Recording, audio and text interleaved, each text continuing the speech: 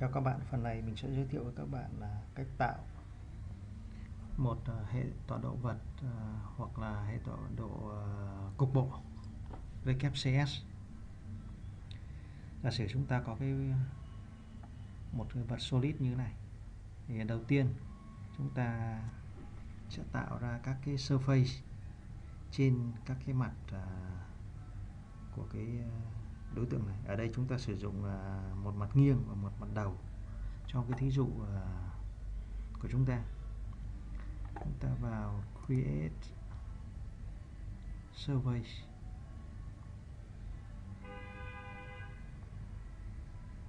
from solid,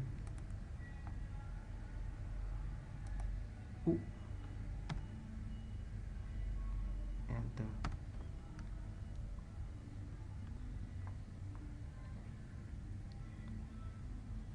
Để đơn giản thì chúng ta xóa các cái mặt không cần thiết cho dễ nhìn. Đó, chúng ta chỉ sử dụng hai cái mặt cơ bản này thôi.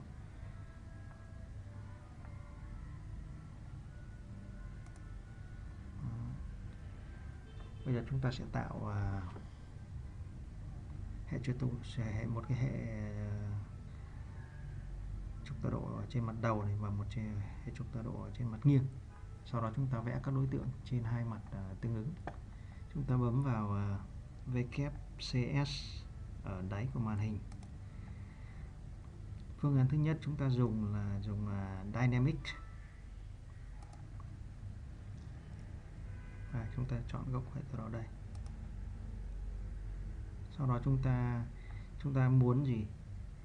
Cái trục X và trục Y nó sẽ nằm trên cái mặt phẳng mặt đầu này. Thì đầu tiên chúng ta phải xoay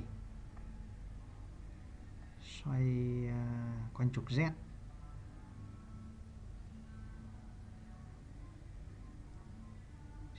Xoay quanh trục X. Đấy, 90 độ. 90. Ok.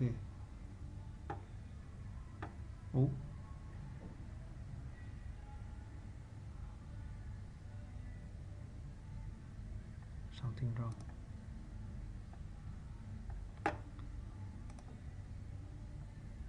Dynamic. Ok.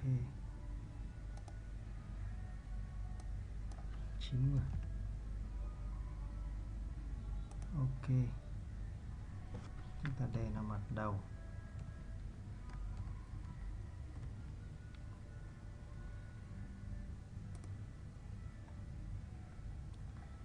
Và chúng ta sẽ xoay quanh trục Y 90 độ để cho X trùng với phương ngang này. Rotate. Y 90 độ. Ok. Chúng ta ghi lại với lại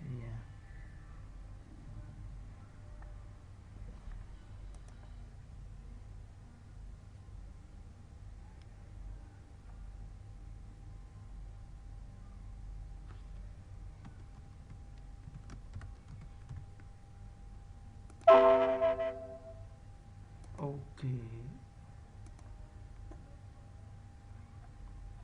Không cho ghi đề.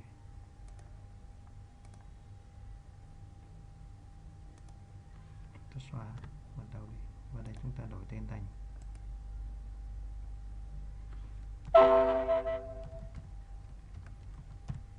ok.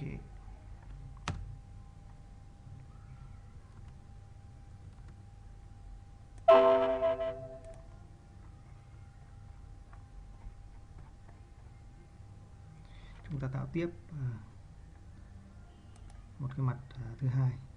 Mặt này thì chúng ta tạo bằng một cái mặt phẳng. Chọn luôn cái mặt phẳng này. Đó. Ok. Chúng ta chọn gốc tọa độ và chúng ta set gốc tọa độ ở đây. Chúng đặt tên là mặt nghiêng.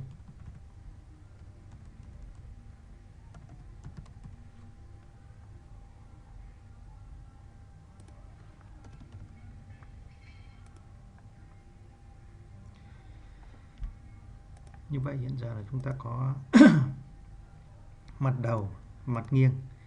Còn ngoài ra chúng ta cũng thấy là có top, front, back, bottom, right side, left side, ISO là những cái định nghĩa có sẵn trong Mastercam. Đó. Bây giờ chúng ta sẽ thử vẽ một cái hình tròn ở trên cái mặt đầu này. Thì trước hết chúng ta phải chọn cái hệ trục tọa độ là mặt đầu.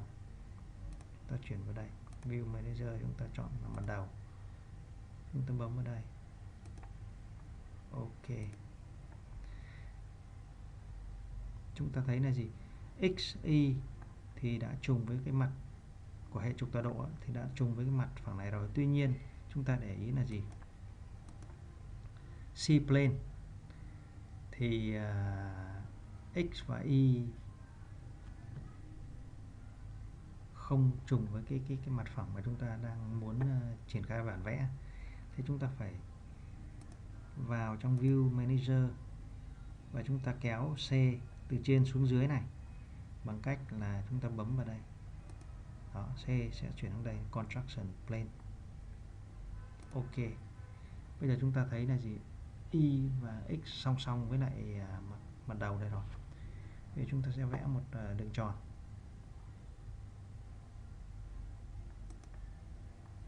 Ví dụ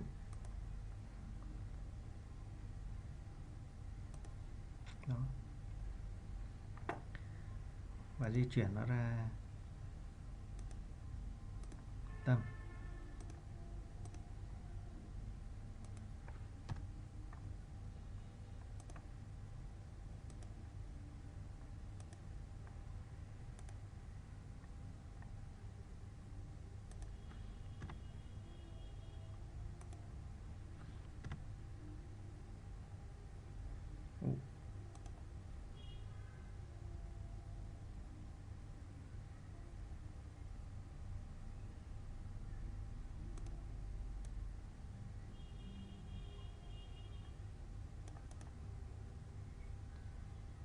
Bây giờ chúng ta chuyển sang mặt nghiêng.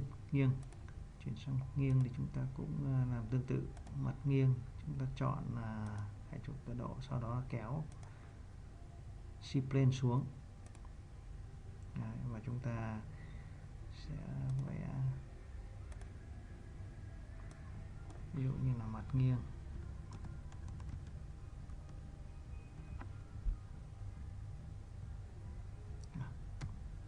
Ví dụ như search 304 304.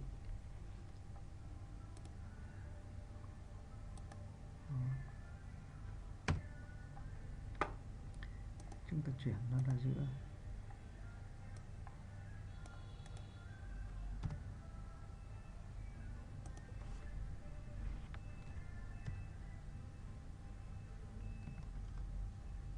Ok.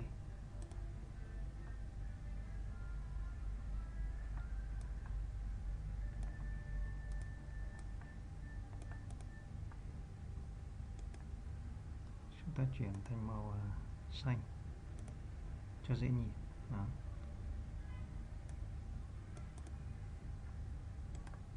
Bấm phím phải và chúng ta chọn một màu. Đó. Như vậy là gì? Chúng ta đã có hai cái mặt phẳng và hai cái đối tượng được vẽ trên hai cái mặt phẳng khác nhau.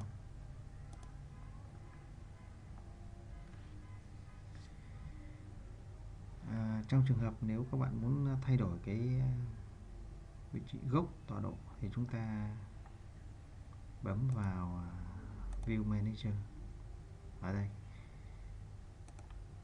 Chúng ta sẽ chuyển được các cái góc tọa độ.